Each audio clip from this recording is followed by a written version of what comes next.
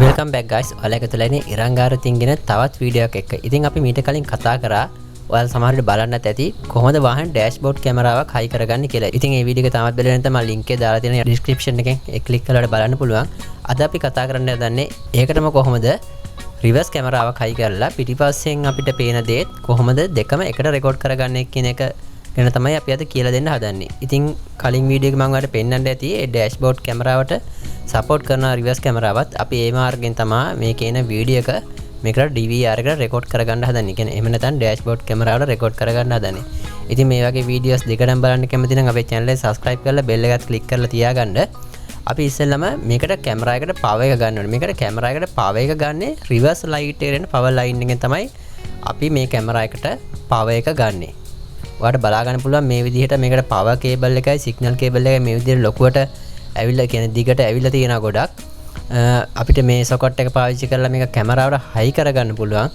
එතකොටම අනිත් පැත්තේ සොකට් එක හයි කරලා තමයි ඒකට power එක දෙන්නේ. අපි කැමරාවකට power එක ගන්න ඕන හින්දා මේ වාහනේ මම මේ පිටිපස්සේ තියෙන brake light set එකක් ගාලවලා එළියට ගන්නවා. මේක එළියට ගත්තට පස්සේ අපිට මේක අපිට බලා ගන්න පුළුවන් මේකට එන wire harness එක. අපි මේ wire harness එකේ හොයා ගන්න ඕනේ reverse light එකට එන supply එක මොකක්ද කියලා. මේක ගලවන විදිහ වාහනෙන් වාහනයට වෙනස් වෙන්න පුළුවන්. කොහොම ගැලෙව්වත් එකම theory එක තමයි මේකේ පාවිච්චි කරන්නේ.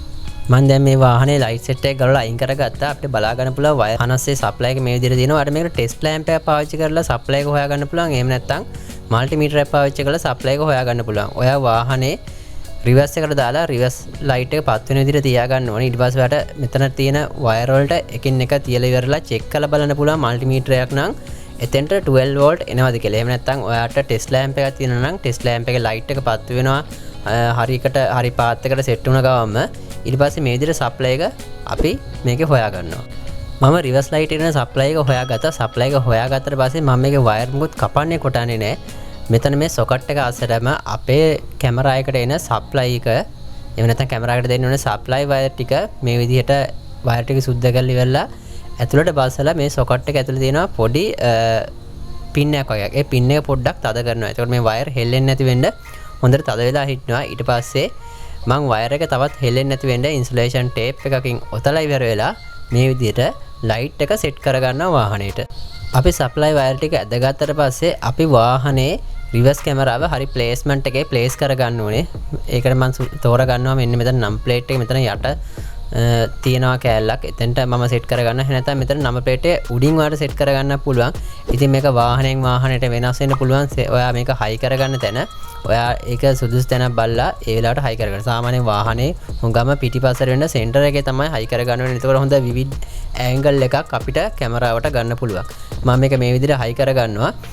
මේක නම් ප්ලේට් එක ගලවන්න ඕනේ නැහැ. වයර් එක ඇතුලෙන් මට සොකට් එක අස්සෙන් ගන්න පුළුවන්කම තිබ්බා. ඒක වාහනයෙන් වාහනයට වෙනස් වෙන්න පුළුවන්. ඔයාගේ වාහනේට ගැලපෙන විදිහට බලලා ඔයා වයර් එක ඇද ගන්න ඕනේ පේන්නේ නැති වෙන්න. දැන් මම වාහනේට කැමරාවත් හයි කරගෙන සප්ලයි එකක් දීලා තියෙන්නේ. හුඟක් වැඩ දැන් මේ වෙද්දි ඉවරයි. ඉතින් මම වාහනේ රිවර්ස් එකට දාලා පෙන්නන්නම් ඔයාට මේ කැමරා එකට සප්ලයි එක එන විදිහ. මම දැන් රිවර්ස් එකට දාලා තියෙනවා. ඔයාලට බලා ගන්න පුළුවන් කැමරාවේ මෙතන IR ලයිට් 4 පත් වෙනවා මේ විදිහට. ඒ කියන්නේ වාහනේ කැමරාවට දැන් සප්ලයි එක ඇවිල්ලා තියෙන රිවර්ස් කැමරාවට සප්ලයි එක ඇවිල්ලා තියෙන්නේ.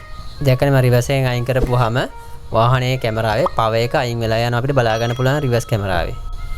මම මේකේ තියෙන සිග්නල් වයර් එක. ඒ කියන්නේ අපේ මේන් ඩෑෂ්බෝඩ් කැමරාවට වීඩියෝ කරන වයර් එක මම මේ පාත් එකක් තියෙන මේ පාත් එක දිගේ යටින් මේක ඇදගෙන තියෙන මේක වාහනේම වාහනේට ඔයා ඇද ගන්න පාත් එක වෙනස් වෙනවා. මේක සෑහෙන්න වෑන් එකකට හයි කරන්න පුළුවන් විදිහට වයර් එක දිගට තමයි ඇවිල්ලා තියෙන්නේ. මම මෙතන දොරවල් යට එපස්ටින් අස්සෙන් මේ ප්ලාස්ටික් කවුළු අස්සෙන් තමයි වයර් එක මෙහෙම ඇදගෙන තියෙන්නේ. ඔයාට ඒක ගැලපෙන විදිහට ඔයා ඇද ගන්න ඕන නම් මේ වයර් එක යටින් ඇදලා උඩින් කෙනෙක් උඩ කාපට් එකට වැහෙන්න එහෙම ඇදගත්තත් ගැටලුවක් නැහැ. මම මේ විදිහට වයර් එක අරගෙන ඉවර වෙලා මෙන්න මෙහෙම උඩින් මේ ප්ලාස්ටික් කලවලා වයර් එක මේ විදිහට අරගෙන අපේ මෙතන මේන් ඩෑෂ්බෝඩ් කැමරාවට මෙන්න මේ සොකට් එකට මේක ප්ලග් වෙලා තියෙන්නේ. හරි. දැන් මම ඩෑෂ්බෝඩ් කැමරාව ඔන් කරලා පෙන්නන්නම් ඔයාට. ඩෑෂ්බෝඩ් කැමරාව ඔන් කරන දැක්කනේ අපිට ඉස්සරහා රෙකෝඩින් එකයි මෙතන පිටිපස්සේ කැමරාවයි දෙකම ඔන් වෙලා තියෙනවා. මේ විදිහට අපිට බලා ගන්න පුළුවන්. දැන් මෙමරි චිප් එක අපි දාලා තියෙන හින්දා දෙකම රෙකෝඩ් වෙනවා. කියන්නේ වීඩියෝස් දෙකම එකපාර අපිට රෙකෝඩ් වෙනවා බලා ගන්න පුළුවන්.